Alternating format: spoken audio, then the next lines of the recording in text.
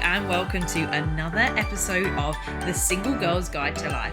I'm Chantelle, a single life confidence coach, helping single women to love their single life and to stop getting caught up on getting back into a relationship. And we talk about single life topics weekly, whether it is a little bit of dating or we're looking at living alone, solo travel, just developing your own self-confidence, anything like that. And before we get into today's episode, can I ask you a favour? Would you mind heading to the subscribe or follow button, whichever one applies to whatever platform you're listening on, and just click on that button, because that will help people find this podcast to make sure that more and more single girls are getting the support, the advice and the guidance that will help them navigate this single life and not feel so blooming lonely and like they're the only one that's going through it. Because for anyone that's ever reached out to me, it's generally that feeling that they're not the only one, and that there's good, useful information within these podcast episodes that allow people to take that ownership back of their life, to sit through the catalogue of what is now something like 60 odd episodes, and to just start focusing in on yourself, on themselves, and to make the most of it. So if you could just do that before we begin, that would be super, super handy.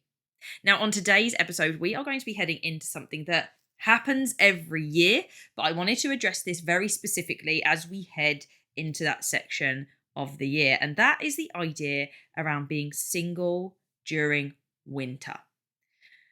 The days are getting shorter. You will have noticed that it's getting darker earlier. Me and my friend, it's all we could talk about. Even like a month ago, we were like, have you noticed? Like, it's just not summer anymore. And the weather, just like typical British weather, clicked and changed. It was really, really hot and we were all dying internally, couldn't get enough air spread in the rooms. And now it's that time of year where you put a jumper on in the morning, but you take it off later because it's cold and chilly in the morning, but it's not too bad in the afternoon. And it's too much to have a jumper on all the way through at the moment.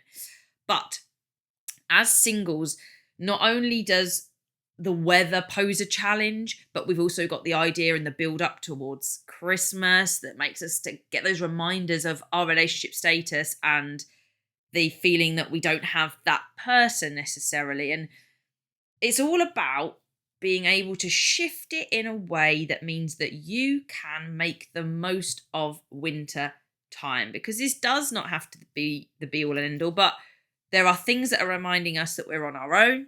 It is now harder to do some of the social activities in the same way with such freedom, because some of you will be getting up in the morning and it will be dark, and you will be coming home and it's dark, and you might arrive to an empty house. You have to flick the lights on as you get in, and it is just you. And with the cost of living pressure that we know is also exacerbating this situation, people are not going to have the money to go out there and do as many things to socialise. So as many single girls club events that I could put on, I've also got to think about how many people can actually afford to come along to those, which is why we've only got our Christmas mixer to end the November time. So if you literally don't have a workplace and you want to go out and celebrate a little bit of Christmasness, it's not going to be overly Christmassy, but it will have that vibe around it. And you want to meet some other single girls, we'll be doing that in Essex and Manchester at the end of November. But ultimately, people might have other Christmas parties and other things towards Christmas amongst all the other pressure we've got around finances, and it's just not feasible.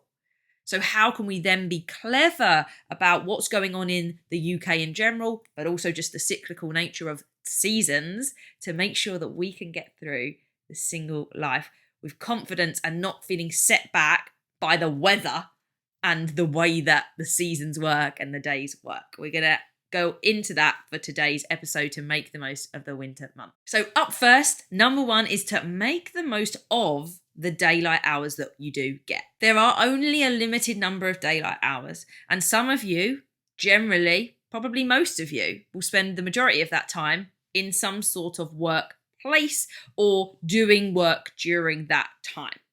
And that really limits the daylight hours that you have access to. But it's being clever about the daylight time that you do get or could get, even if it's a little bit cold or, it is sandwiched between working. If it makes sense to go out and do a brisk walk outside to eat your lunch or to even go and get your lunch, again, you've got to weigh up the cost of that, but then go do it. Or, in fact, if you're able to eat at your desk, which is never that healthy if you're like working and eating, it's not the best practice. We do benefit more. If you can put your work to the side and actually just eat your lunch and be present in that moment, that's going to be much more beneficial to you. But if you do happen to have to double it up, then actually take your 30, 40 hour long lunch break and go for a walk between 12 and 2, subject to it not raining. I mean, you can go if it's raining, it's just not as necessarily enjoyable, but I quite like the rain. It's just this idea that that's when the sunshine is here, and our bodies need that. Our bodies are already tired because if it's darker, then our rhythm that I can't pronounce the word of, but the rhythm that your body works to doesn't work in quite the same way because the light's coming darker, so it's sleeping more, it's more tired, it doesn't get it, it's not waking up. So therefore, we need to take advantage of that time in the middle of the day. And for my work at home buddies, it's really important that you put that time in your diary. The beauty of work from home generally is that you have some flexibility around when you can work and what you do around that work.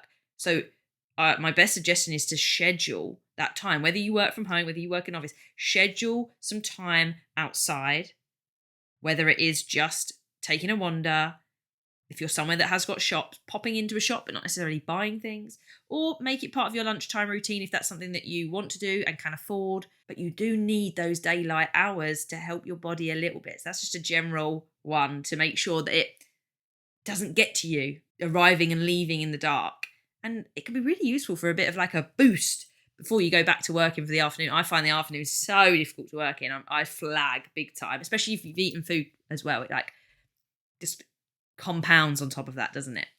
Now, the other thing that if you really can't get out or it's just not going to happen consistently, then is looking at the SAD lights. Seasonal. SAD stands for seasonal affective disorder. It's the medical term for the depression that occurs generally in the winter months because of the conditions of winter, and it's a seasonal form of low mood and so on like that. Now, this is not medical advice, that's not a medical diagnosis. If you feel that you're experiencing any of that, always seek the medical professionals on those. However, I have one of these lights. I haven't tried it in its full form. I'm going to give it a good go this year to get into a routine of using it. The idea is that it's meant to be therapeutic and it does the same thing as what the sun does for us during the day. So if you really are strapped for time or the actual practicalities around it, then that could be something that you put on in the mornings as you're getting ready or you do before bedtime, and it can then have that effect. It'd be worth having a go and seeing. Some people swear by them. I'm sure there's other people that say they don't work for me. As with everything, not everything will work for you, but it is something that you might never have heard of. You might want to read up into a little bit more, or it might be that it's more serious than that. You want to speak to a doctor and check that that's something that you could do amongst any other things that you might experience at this time of year. Number 2, I think, is one that I'm going to use quite a lot, and that is inviting friends over for dinner, or you could even go as far as like doing like a dinner date style event, like a come dine with me, because we're going to have to think a little bit smarter around this. We're not necessarily all going to be able to afford to go out for food as much as we do, and as bad as that is for the restaurant industry, they're going to be tearing their hair out at me saying these things to you. Ultimately, we're living within the constraints that are currently put upon us, and our heating's costing a lot. And the benefit of going out to a restaurant and not putting your heating on is not the same money-wise as just staying in and heating the home or the people, whichever route you're going for, to do that. The idea around inviting friends over for dinner, and it can just be one friend, is the idea that you are going to need to eat food anyway. One of you is at least going to need to be in your house anyway. So you may as well double up somewhere. And isn't it nice that when you are not in a relationship, sometimes the thing that you miss the most is the fact that you have to cook for yourself all the time and that you're on your own cooking and you have to do the cooking and the dishes. But it could be that if you can find, whether it's another single friend or it is just a friend that's in a relationship, you take it in turns every week, every 2 weeks to have a night at one another's. And you either do it as I'll cook for you and clean up and you do that for me in a week or two's time. Or you do it as no, we're going to cook together and we're going to clean and wash and tidy up together as well. And it's just this idea of bonding. It gives you potentially some quality time with someone. So it might fit into some of the queries that a lot of you are asking me at the moment, which is, my friend has just got into a relationship and I don't get to see them as much anymore. What do I do? Now, I did an episode on difficult conversations with friends. Go back to that episode and it will tell you how you can approach that conversation with your friends if you need to.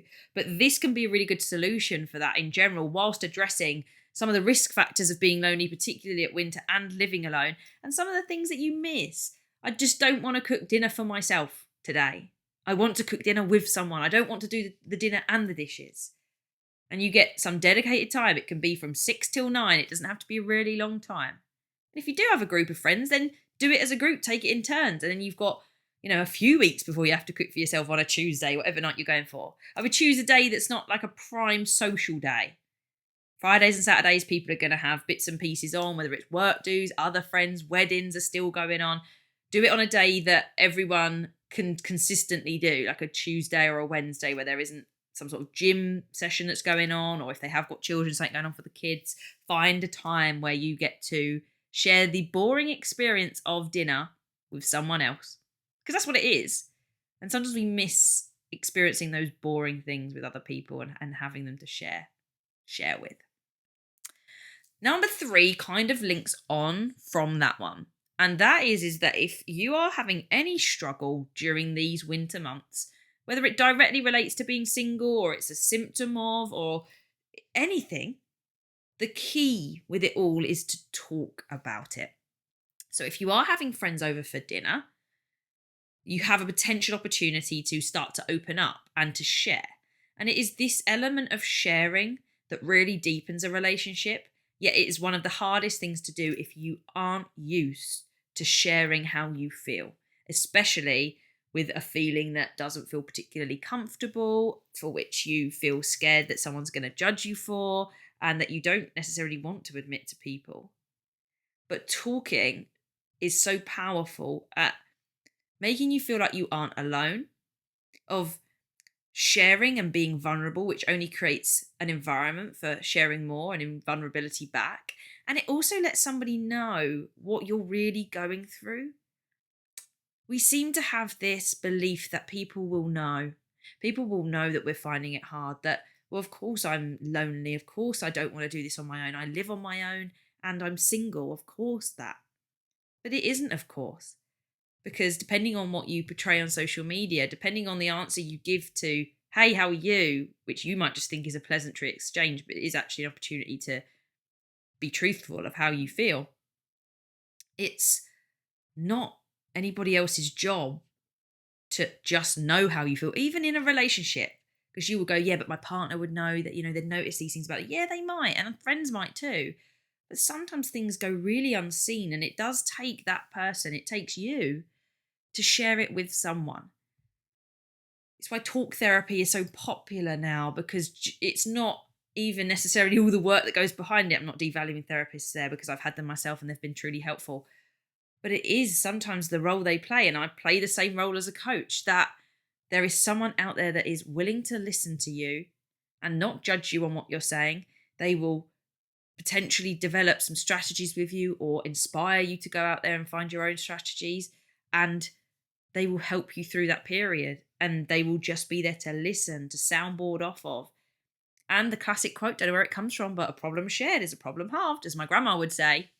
Just feels like this whole weight is lifted off your shoulders when you start sharing it. And once you start sharing, you realize how not scary it is.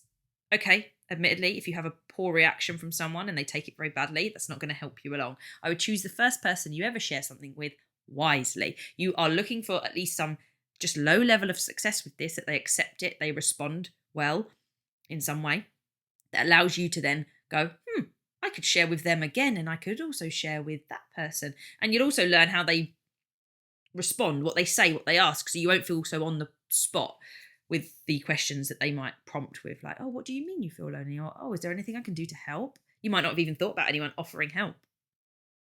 So talking about it is important. Now, number 4 is an anticipation of the rebuttal you're about to give me for number 3, which is, I just don't have anyone to share things with. And that is a sorry situation to be in, and I completely understand why it happens. It's very easy to not connect with your family, particularly if you are going through this personal development journey. You might be one of the only ones. And I have been there. I get it. Totally get it. to the point that I was accused of maybe being involved in cults when I first started this journey and I started talking about the things I did. And other people would comment and go, like, your Instagram's changed, it's very different. I went, yeah, because I'm changing. Luckily, I had that confidence. But it can also contribute to the isolation if you're on any type of this journey that people don't get what's going on. And you're challenging lots of societal norms of the way that you've been raised, of the stories that you've told yourself about life, how it needs to be. And these people are pulling you back into those things whilst you're just trying to break free from it and get away. So you realise that you can't necessarily turn to family, and you might even feel that with friends. Maybe all your friends are partnered off and it was a long time since they were single and they don't get it. It might not even be that. It might be that there are a mixture of single people, but they are just desperate to get into a relationship. And by listening to this podcast, you've realised it's not the way to get through it. It's not going to solve all your problems. Yes, you still would like a relationship at some point, but it's not the thing that's going to stop any negative feelings and challenges that you experience. You've got to have lots of other things in your life than that. So how do you meet and what do you do when you don't have those people? Well, you have to meet new people. You have to find the people that chime with you. And people go, I just don't know how to find them. And the reality is making friends at this age is hard. It's harder than it was at school because you spent so much time together at school. You've got to rack up 100 to 150 hours with someone to really establish a friendship. Easy at school and uni because you spent time together naturally. But if you are not making friends with colleagues, / you don't have a workplace where that sort of thing is possible now, you have to be realistic about how long it's going to take you to make friends if you do just go to a club once a week. It's perfectly possible to do this with going to a club once a week. If the club is for 3 hours, then you need to be going to get to up to 100 hours 33 times. It's going to take just over half a year if you're intensely talking to that person for 3 hours within that time, or, you feel like you're sharing something together. Now, how do you increase that? Well, you increase that by saying to them, oh, can I grab your number and I'll text you over the weekend, catch up with you then. Or, oh, grab your number and we'll go for a coffee. And you're increasing then another couple of hours that you touch base. So instead of 3 hours a week because of the club that you were doing, you're doing 5 hours because you go for a coffee on a Sunday morning as well, or you walk the dogs together, whatever it might be. Another way to get sunshine during the day, go for walks at the weekend, take dogs for walks, go dog sitting, dog walking. Side note there, but I thought whilst it's come to my head, let's mention it. But yeah, you've suddenly got 5 hours. So instead of it taking 33 weeks, if you consistently did that, you're then up to 20 weeks. So half a year, not even that. Hey, throw in a little weekend away. Oh, do you fancy going to here? And let's do that. And let's go to Brighton. Let's go to Plymouth. Let's go to Margate. I don't know, wherever you fancy. That was all very south-based, I feel like, because that's where I'm from. But if you do a little Friday to Saturday or something like that, then you're spending, 20 hours with someone. You're racking it up. Now, time does not naturally just guarantee that the friendship will be a success. I'm talking about someone that you found within different groups you've gone to, whether it is a meetup like the Single Girls Club, ticketed events, or for me, it's going on business conferences when I look for business people to work with and to learn about business from. Going on group experiences that I've spoken about before, like I go to a lot of festivals in that sense, and I count that as a group experience. We have the girls' getaways, whatever it might be, in terms of finding someone that you click with within that natural environment of doing something that's fun to you. And the person that you think you could continue a relationship with. Relationship not meaning romantically per se, just literally the way you relate to someone. And going that little bit further with it in that sense. So meeting new people, but being selective about who you want to then try and invest new time with. It's the same as dating. It's just not as high stakes and there's not as much pressure, which makes it a lot easier.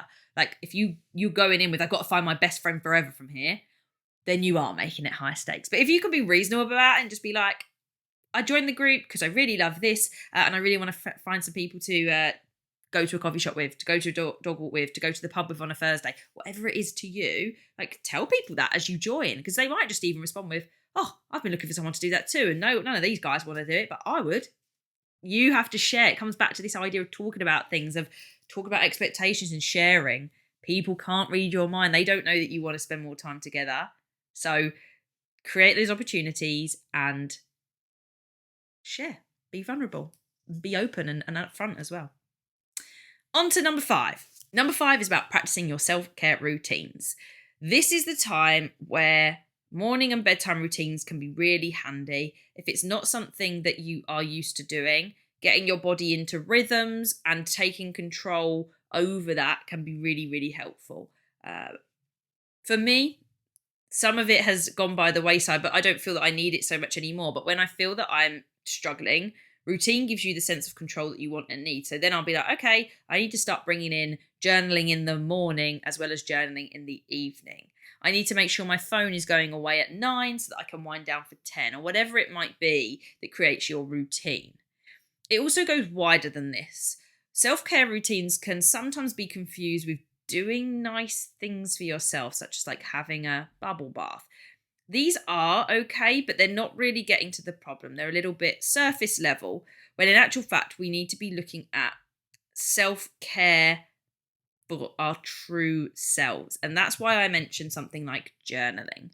You want something that allows you to learn about yourself. I do that in a number of ways. Journaling being one. I do that very specifically through more like challenging times. So when I'm going through dating stages, they be challenging times. I need to write stuff down so I understand how I'm feeling.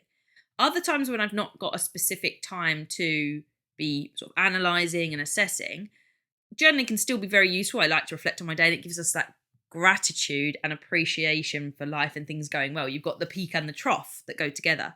But if there's not necessarily anything that really spurs lots of writing, which challenging times do, then I will start to read books. I have more time because I'm not trying to deal with my own emotions and writing stuff down. So I have more headspace for going to the colourful bookshelf over there, choosing a book and really delving into it. It also can be helpful in challenging times because it allows me to make sense of what I feel I'm going through as well. And lastly, it's podcasts. Podcasts are the ones that I fit into my day, such as driving to work. It's a 30 to 40 minute drive, so the perfect time to at least get through half of Diary of a CEO, or it could be a full Jay Shetty episode, and hit and miss depending on Matthew Hussey's Love Life episodes as well. Just depends, but I'm learning something, and that to me is self-care. Learning psychology is because I have an interest in it. So hopefully you've got an interest in what I'm talking about, which is slightly psychologically informed, experience-based, and all about single life. But self-care goes beyond the pretty niceties of some of the putting a candle on and creating a relaxed environment. It can contribute. I'm not saying those things aren't good, but I think really truly going like, how do I really take care of myself? And for me, it's knowledge and learning and giving my space to feel emotions. I used to push them down and repress them so much. Now I feel that. And that's what I mean by a true sense of self-care and developing those. And that's really important. Lastly, to round off with number 6 is to put something in your diary. It has to be said that when you have something to look forward to, there's always that little thing you can come back to. Even when dating's going crappily and you just want to make sure that you got something to look forward to, something to go, oh, but I've got that. It doesn't matter. Didn't need them anyway. You need to have your life going on no matter what goes on otherwise. Whether it is feeling lonely because a dating thing's gone wrong, feeling lonely because it's now just darker and you're not seeing as many people. Get stuff in your diary. And we reward people that put stuff in their diary at the Single Girls Club because we do early bird discounts for anyone that buys their ticket more than 3 weeks in advance. That's always been a thing. And for those that want to put the Galentine's getaway in their diary and come along, we're going to the Somerset countryside with a hot tub, little sauna area. It's just going to be a girly weekend for Galentine's. If you book that before the 1st of November, you get some of the early pricing on that as well. Whilst we've also got the New Year's Eve getaway too. So there's lots of these things that you could put in during the winter season that motivate you to keep going, that you know you've got forward to looking towards and you know are going to happen. And that you know you're going to be surrounded by people that are like you. And obviously, it doesn't just have to be the things that I run.